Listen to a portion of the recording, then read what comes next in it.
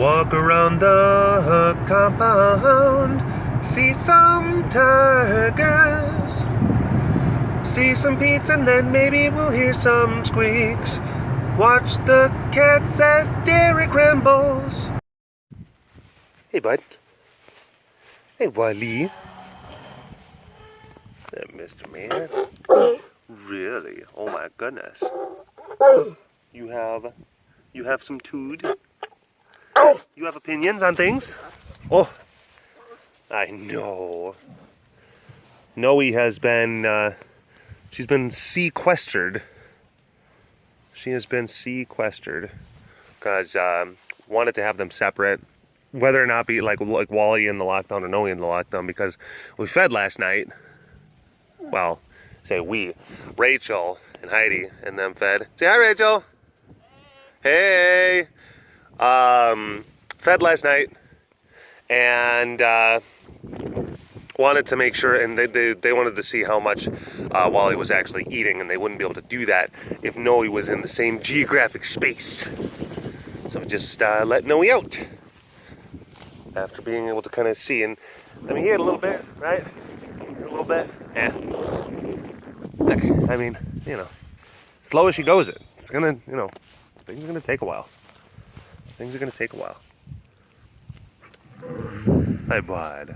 Hi, bud.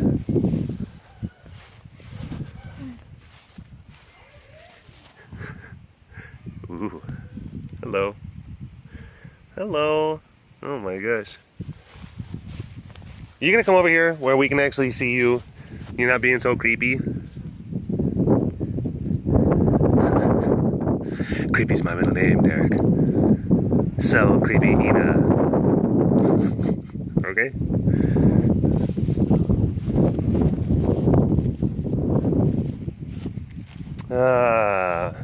What you doing, Rachel? Oh, she's making a comfy bed for Moali out of hay. That's very nice. See, we keep things very exciting here at the Walk Around the Compound webcast. Oh, by the way, hello all you big cat lovers out there. It's me, Derek, again. Welcome to another super duper fantastic Walk Around the Compound webcast. Yeah, Rachel's on there. There's Miss Raven. Hey, sugar pie. Old girl. It is the tail end of October, all right? Tail end of October. And it got like up to like 90 degrees today. It's ridiculous. Tail end of October. Can you believe that? Ace, can you believe that? It's crazy, right? I mean, it's supposed to be fall. Look, we've got pumpkins and we've got... Now, don't get me wrong. A couple days from now, it is, it's going to, like, get down into the 40s at night and, like, 60s for a high. Oh, my gosh. What has happened? Who did this to you? Are you okay, sir? Oh, no.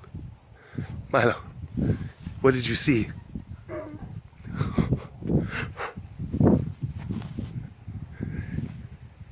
A mystery. So yeah, it's gonna get chilly, and it's gonna pop back up. It's gonna go. It's up and down, up and down. Oh, weather talk.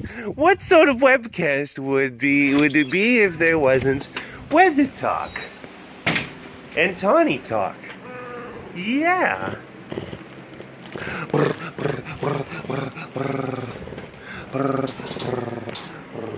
Hi, baby. Hi, baby.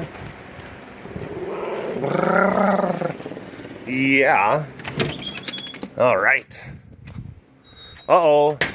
Where did Milo go? Where did Milo go? There he is. Maybe in... Ah! Oh. Licking on the Peets. Licking on the Peets. Very nice. But yeah, I actually was walking around earlier today and I was filming a compound quick cuts where I I just recently discovered the pause button on my recording device, where I can just simply be recording just a video, and then I'll pause it, and then resume it, and then bring it back to where I was at before. And it makes it seem like, oh my gosh, like he actually brought out like editing software and stuff like that. Nope. All I'm doing is just hitting that old pause, and I'm running to the next thing. I'm going around the compound, and I'm just like finding the cats that are like maximizing like the interesting factor and the cuteness factors, and then I'm showcasing them. So what you are getting is this ultra concentrated injection of big cat content. So compound quick cuts. That's what that's all about. A little bit ramble, a little bit dorbs. Quick.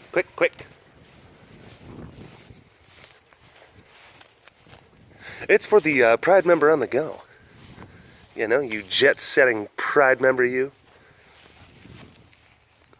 Hey, handsome. How are you? Mr. Man. Okay. Uh-oh.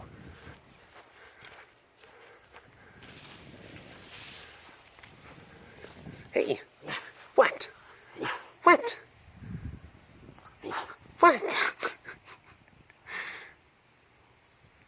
I think that we've had like some good. I think that we've had some good time, Max. I think that we've had some good experiences together. Now Mia, though, I don't know what's going on with her. Yeah, you. Yeah, you just gotta have these bobcats. These bobcats and their attitude. I tell you, kids, right? I don't know where Bobby is. Bobby! Ah! There she is! Bobby! Look at you! Hey, pretty. If you want to come and see the sassy bobcats or the cute, sweet little bobcats, you know, you can come and take tours on the weekends. Or you can come to the Fall Festival. First 2 weekends in November. Where do you get the information about all that stuff? Well, it's a good question. You can go to our website, carerescuetexas.com, for more information. I'm not going to do that a whole bunch of times, but I am going to do it a couple times. You know, because it's all about brand recognition. You just gotta get those marketing machines a-going. Sleepy kitties. But yeah, I was going around doing compound quick cuts earlier, and it was hot, and the cats were they just were not into it. They were sleepy. It's like, Derek, it's October, and it's like 90, and I'm like, I know, right? This is weird.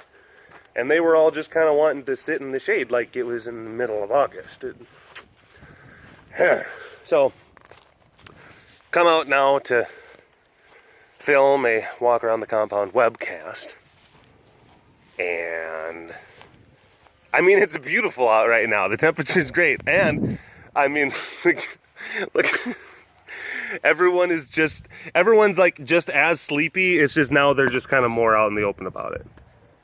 They're just like sleeping out in the open. And yesterday was a feed day, so I think everyone got fed like a lot of food. So everyone's just kind of in a state of bleh. Isn't that right, bud? Yeah, no. Oh my gosh, I almost missed the cuteness. All right. Guess who this is? I'll tell you. I'll tell you in a little bit. But first, guess. I'm going to take a little bit closer. A little bit of a closer look. Stripe pattern, coloration, eyes, all of those things. Got to take each one of those factors into account. Okay. I'm going to let you know who this is in 3, 2, 1. Say hello to Mr.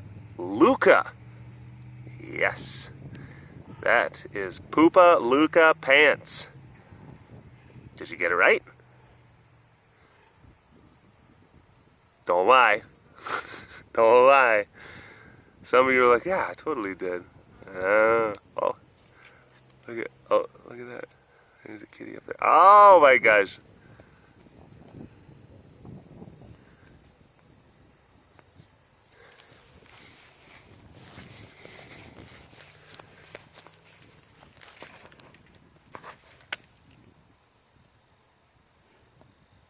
Capture. Le capture. I read about some pretty cool stuff about computers. That's Jake. That's Jake. Read some things about how there's some revolutionary things coming our way as far as computer technology is concerned. Now, hopefully I'm not going to butcher too much of the information. Keep in mind, I'm not, expert. I like reading articles about things that interest me, and sometimes future technology, well, a lot of times, the projections of future technological advancements are a thing that I find very fascinating. Very, very fascinating. And I was reading some articles about some of the revolutionary implications and some of the paradigm shifting projections for quantum computing. Hi, Chompers. Hi, bud. I know that some of you were sitting there saying, like, sometimes I'll get on a tangent and then I don't say hi to the cats. Like, that they'll be kind of like interacting, and then I keep on talking about the thing that I'm talking about. So I'm going to try to be a little bit better about that. Hello. Hi, I'm sorry, take a picture. Oh yeah, no, take a picture.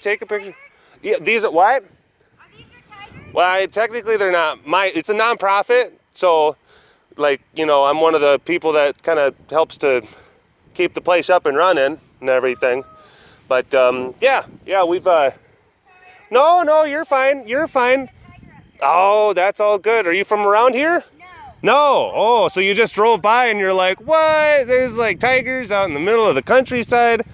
That's kind of wackadoodle. Is there another one over there? Yeah, we got there's some over there that way.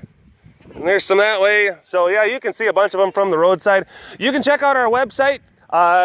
Yeah. Okay, yeah, carerescuetexas.com. Yep, and that's us. Not a problem.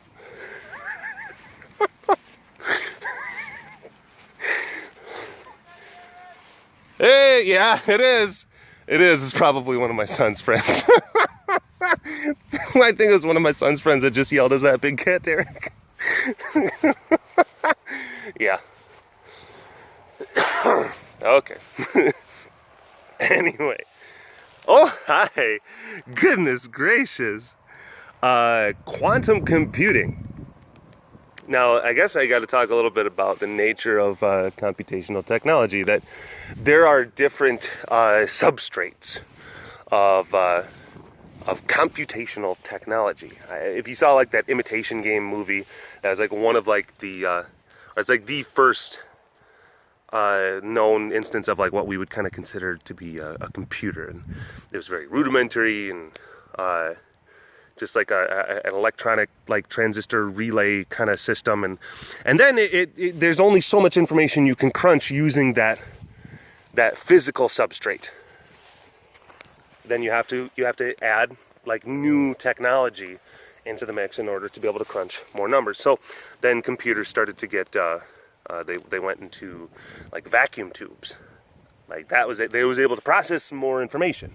But you hit the cap of what that technology can handle, and then you move on to other things like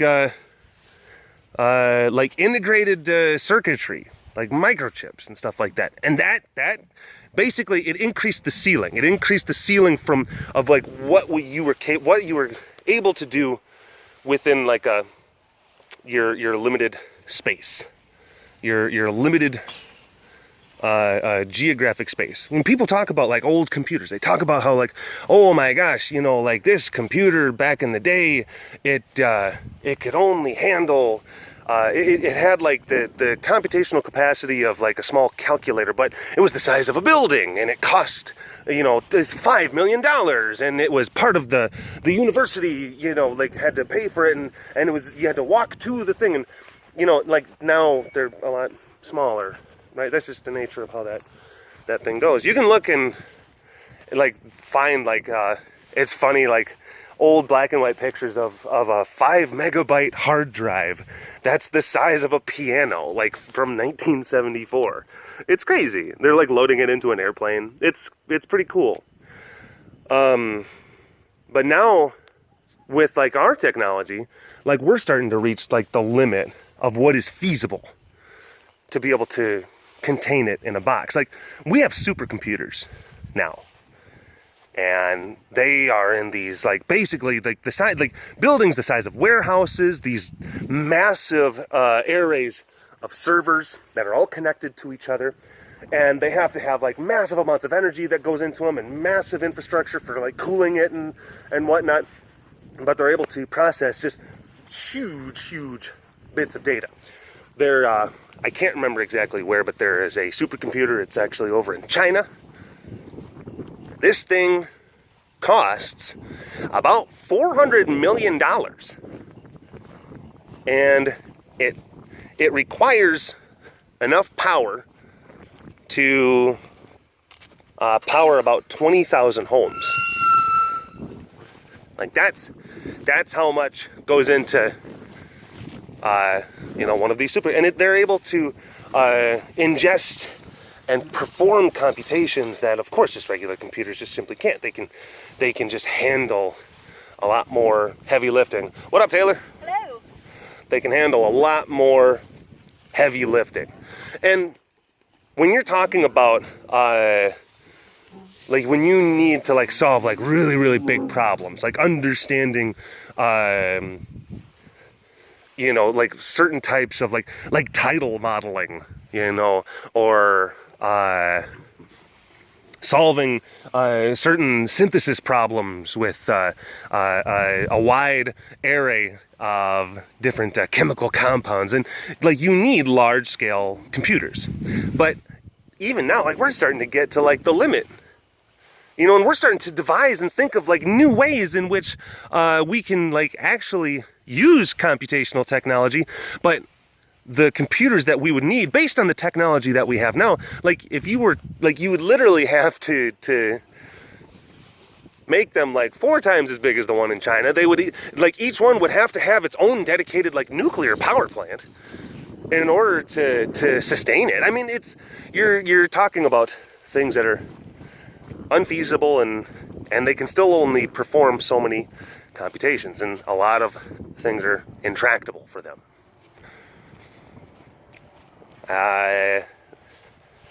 There are some new developments, though.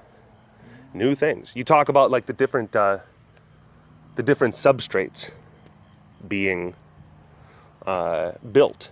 Well, they're working on the next substrate right now, or the next potential substrate. What could become, because no one a lot of times really knows what the next thing is going to be. Is it going to be feasible? Is it going to be economical? Is it going to be widely used and adaptable? I mean, those are the questions that you got. And like, it's hard to predict the future for stuff like that. But quantum computing is something that is currently being rigorously explored. And from what I understand, now I might be wrong, but I believe that Google is one of the 4, like it's like Google, IBM, and there's a couple of other Silicon Valley tech companies who are very vigorously working on trying to build quantum computing technology. Slade! Slade! And from raccoon monkey things. Now, from what I can understand, for some of the things that I've read, I believe that Google made an announcement that said, like, we can likely have this tech, like it's looking pretty good as far as like the projection of the, like, we could seriously have this like quantum computing capability within the next like 12 to 18 months. And people are like, well, what is it? Okay, I'm gonna try my best just to, yeah, as best as I even understand it, which this stuff is just, but okay, the thing you have to understand about quantum computing is that it's okay, it's science, but when you actually hear about like what it is and what it means, it might as well just be magic. Because this stuff is wild. I guess with like the integrated circuitry stuff that they're using right now, I mean, of course, everyone is familiar with binary code, ones and zeros. Hum dum dum dum dum dum dum. Oh my! Oh, did he step on you? Did you see that? He got very. I know that was so rude. That was so rude. Zuby. Okay, I'm gonna try. And look, if I get something wrong, don't like just be like, Derek, you idiot, it's actually this, what are you talking about? The ones and the zeros, it don't work like that. And I'm like, I'm a weather forecaster / tiger friend. This is not my area of expertise. I just read an article, I wanted to tell people about it. Please, just leave me alone. You should be more responsible with your large voice, Derek. I know. Hi, Bin. Anyway, I guess the way that that integrated circuitry works is because it manipulates electrons, and then electrons can either be positively charged or negatively charged, I think, or something. I don't think it's protons or neutrons. I think it's electrons. So that's pretty simple, positive or negative. So like pointing up, pointing down, 1, 0. So you have two states of just bits of information. And then you can assign and assemble those bits in a certain sequence. And then machines can then interpret those sequenced bits, and then they can draw information, and they can render application. That's, for the most part, that's how computers just kind of work. And that's the current technology that we've got right now. Now, what quantum computing is, it does have the one, okay, the up, the positive, the negative, but then it also takes into account the quantum state of electrons, which is the state in between up and down. And it is a state that exhibits the qualities of both up and down at the same time. Again, magic. But it also assigns like probabilistic, like there's a probability of like this much is going to go up and this many go down. So what it does is it adds a lot more variables than just your standard 1 and 0. A lot more variables. And it puts it all in a lot smaller of a container. And what that means is that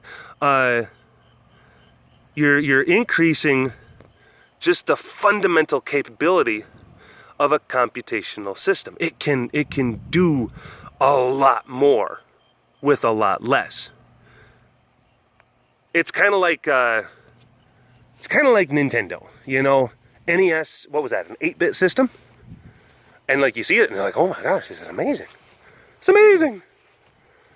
And then you get to like Super Nintendo and it's a 32-bit system, and it blows your mind away.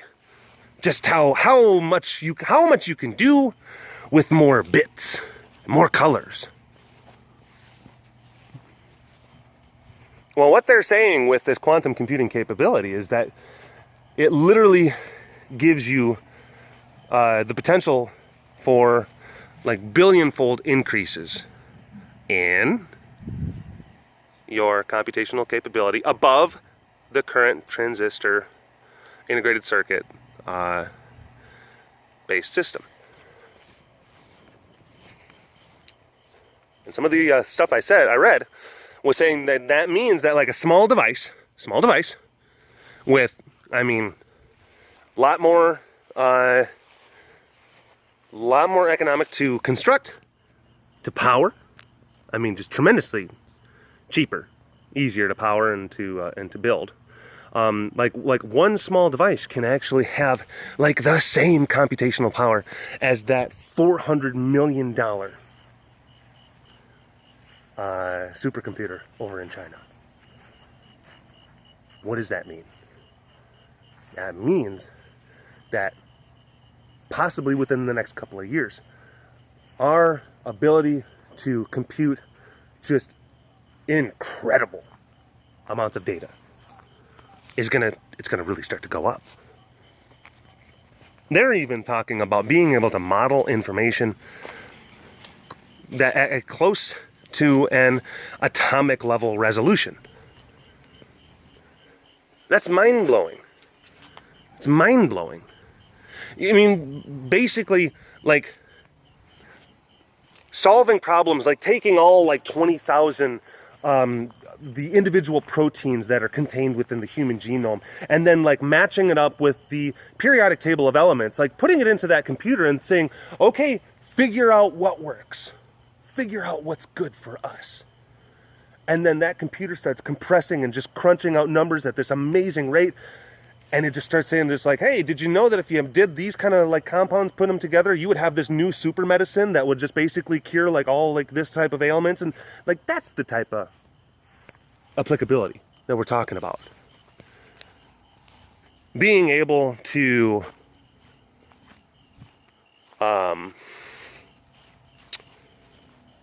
find just new materials, like new superconductors, new magnets, new like super hard materials, because you're able to, again, you're able to model information at such a level, at such a rate that you can find like chemical compounds and solutions that you weren't able to before, that you just didn't have the ability to stumble upon, because the number of computations and permutations of data are just so large that the old computers, it would just take you, you might be able to get there with the old computers, but it literally is going to take you like decades, centuries of computing, and this is just shoots it out. Like my job, like weather forecasting. Again, you're talking about being able to model information at a near atomic resolution. Hi, Arch. Hi, Arch. Hi, bud. How are you doing? So now you're talking about computers that are able to understand they're able to like take into account just the massive number of variables that come into such a complex system, set of sciences such as like oceanography or meteorology, and doing it with just a tremendous degree of accuracy. Also, the whole idea of machine learning, the precursor towards artificial intelligence. Oh yeah, that's gonna see a big uptick. So yeah. And some of these tech firms, they're expressing some pretty solid public confidence that we're going to be seeing this stuff just over the course of the next few years. Things that are going to revolutionize humanity. It's pretty crazy. It's pretty crazy. It's exciting, I think. It's exciting. But I mean, there's you know, Ray Kurzweil had a really good saying. He said that, look, you know, when prehistoric man or woman, people and prehistoric people, when they first discovered fire, look, that was a great thing. It helped bring about civilization. But the fire that had the ability to cook your food and keep you warm also had the ability to burn your village down. So, yeah, you know, look, yeah, we just gotta, you know, we gotta tread forward cautiously with this whole thing. But yeah, I wanted to talk about that because I was reading up about it and I was watching videos on it, and it was fascinating, and I wanted to tell you folks about it. It was a topic that it really just made my brain just go whoa, you know. So yeah, all right, well, that was enough rambling about quantum computing.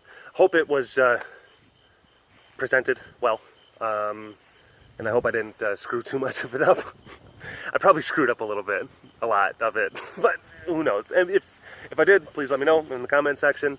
We'll talk to you in the next walk around the compound, okay? All right, bye-bye.